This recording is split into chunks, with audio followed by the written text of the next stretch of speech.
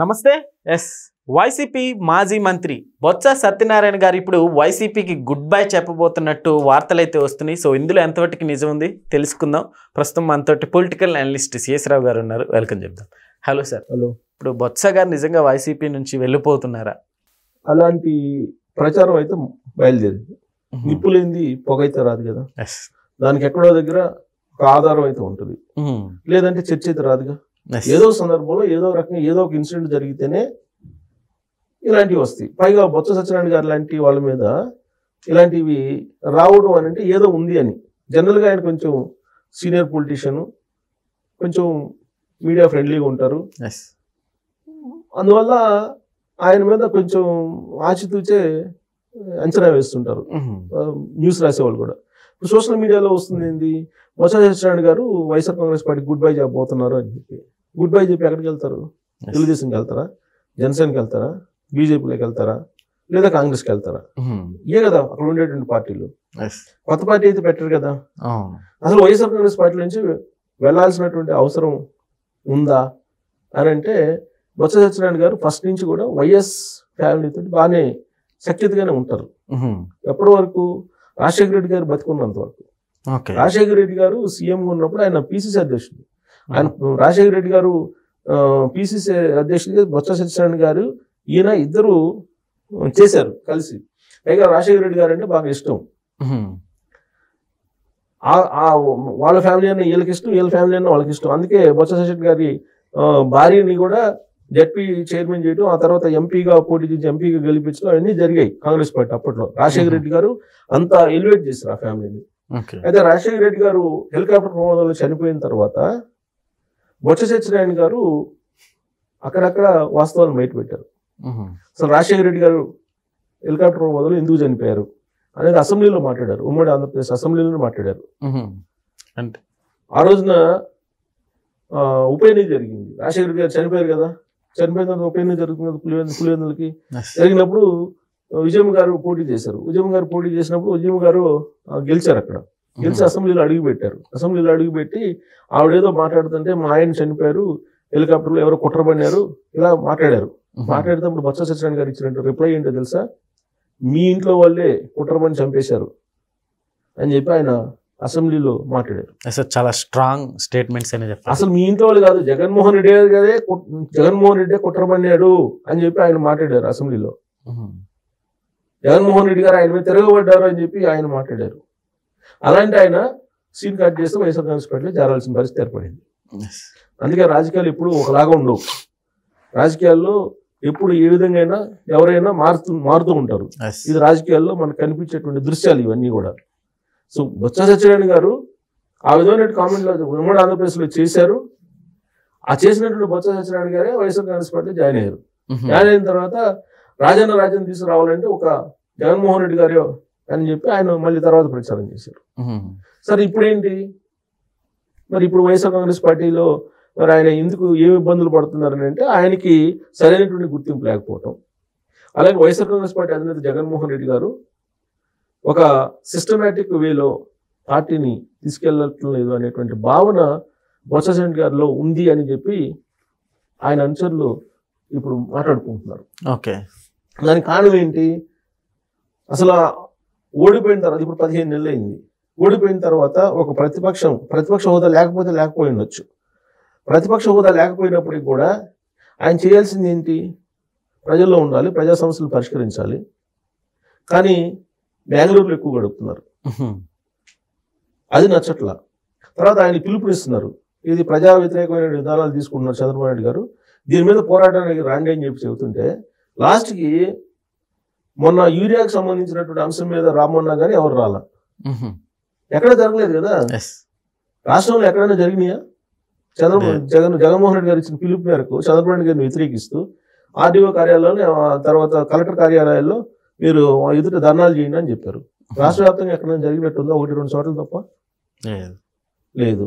కానీ అంతకుముందు ఒక దిశానిర్దేశం ఇచ్చారు జగన్మోహన్ రెడ్డి గారు, మీరందరూ ప్రజల్లోకి వెళ్ళండి, మనం మంచి చేసాం, ఆ మంచి ఇంకా బతికే ఉంది, సో మనం పోయేసి మనం చేసినటువంటి మంచిని చెప్పండి అని చెప్పి ఒక పిలుపునిచ్చారు.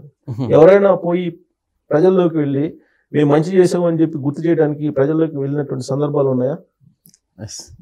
లేవు.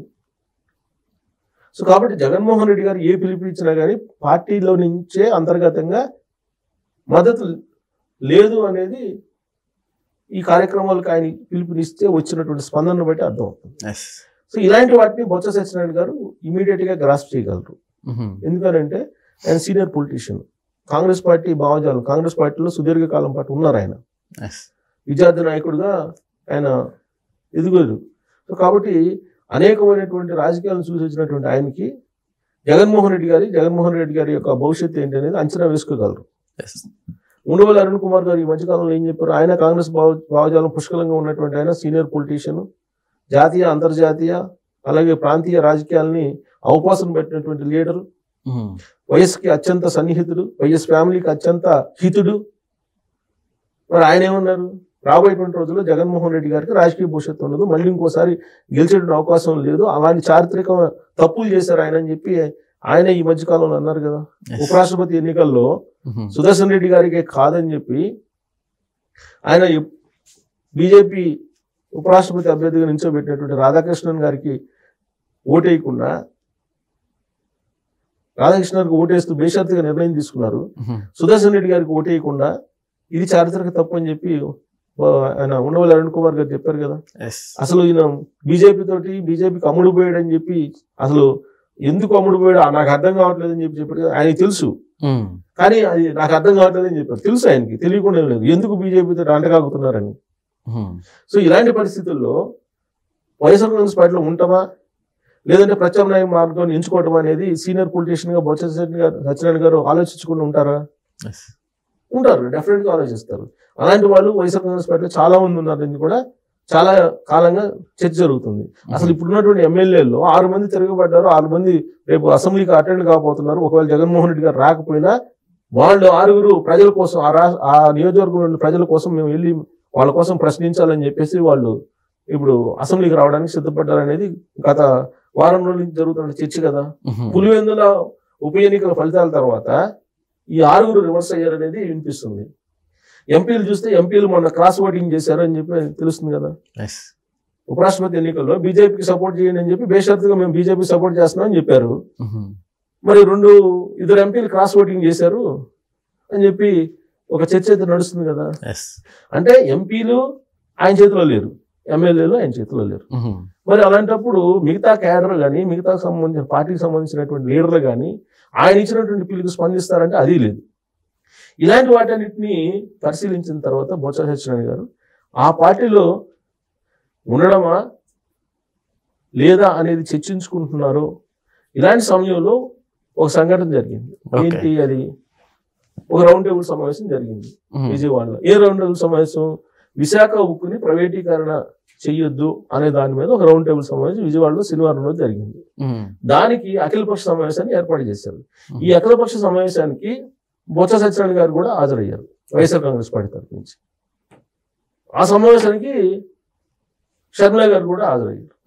షర్మిల గారిని చూడగానే లేచి రామ్మ అంటూ ఆవిడని సాదరంగా ఆహ్వానించి తీసుకెళ్లి కూర్చోబెట్టారు.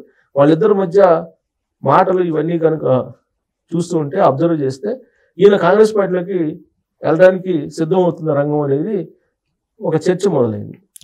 అంటే పార్టీ మారుతున్నాడు అన్న దానికి ఎక్కడ మొదలైంది చర్చ అంటే రౌండ్ టేబుల్ సమావేశం. రౌండ్ టేబుల్ సమావేశంలో షర్మిల అలాగే బొత్స సత్యనారాయణ గారు ఇద్దరు ఆప్యాయంగా పలకరించుకున్నటువంటి దృశ్యం, ఆ మాటలు, ఆ తర్వాత వెళ్ళేటప్పుడు ఆవిడ్ని ఆయన ఆమెతోటి ఉండి పంపి సాగనప్పుడు ఇవన్నీ చూస్తే కనుక రాబోయే రోజుల్లో కాంగ్రెస్ పార్టీలోకి బొత్స సత్యనారాయణ గారు వెళ్ళే అవకాశం ఉంది అనే దానికి ఒక చర్చకి తెరలేపింది. ఇప్పుడు ఆయన మండలిలో వైఎస్ఆర్ కాంగ్రెస్ పార్టీ ప్రతిపక్ష నాయకుడు. అసలు ఇంకోటి వైఎస్ఆర్ కాంగ్రెస్ పార్టీ అంతర్గతంగా జరుగుతుంది ఏంటంటే, అసలు ప్రతిపక్ష నాయకుడిగా ఇప్పుడు ఎవరున్నారంటే బొత్స సత్యనారాయణ గారు వైఎస్ఆర్ కాంగ్రెస్ పార్టీకి. ఈయనకేమో ప్రతిపక్ష నాయకుడిగా లేదు. ఎవరికి? జగన్మోహన్ రెడ్డి గారికి అసెంబ్లీలో. సో కాబట్టి ఇప్పుడు రాజ్యాంగ పరమైనటువంటి పదవుల్లో రాజ్యాంగబద్ధంగా వైఎస్ఆర్ కాంగ్రెస్ పార్టీకి ఎవరు పెద్ద? బొత్స సత్యనారాయణ గారు. ఇది నచ్చడం లేదు వైఎస్ఆర్ కాంగ్రెస్ పార్టీలో ఉండేటువంటి అధినేతకి అనేది కూడా ఒక వర్షన్ ఉంది. అందుకే బొత్స సత్యనారాయణ గారిని పొమ్మలేక పొగబెట్టే కార్యక్రమం కూడా జరుగుతుంది. అందుకే ఆయన ఒక నిర్ణయం తీసుకోబోతున్నారు అనేది కూడా ఇంకొక రాజకీయపరమైనటువంటి టాక్ ఉంది. సో కారణాలు, ఇన్ని రకాల కారణాలు ఉన్నాయి. వీటికి ఇప్పుడు శనివారం జరిగిన రౌండ్ టేబుల్ సమావేశం మరింత ఆజ్యం పోసింది. మరి ఆయన నిజంగా కాంగ్రెస్ పార్టీలోకి వెళ్తారని అంటే చెప్పలేము. రాజకీయాల్లో ఎప్పుడైనా ఏదైనా జరగచ్చు. Okay sir, thank you.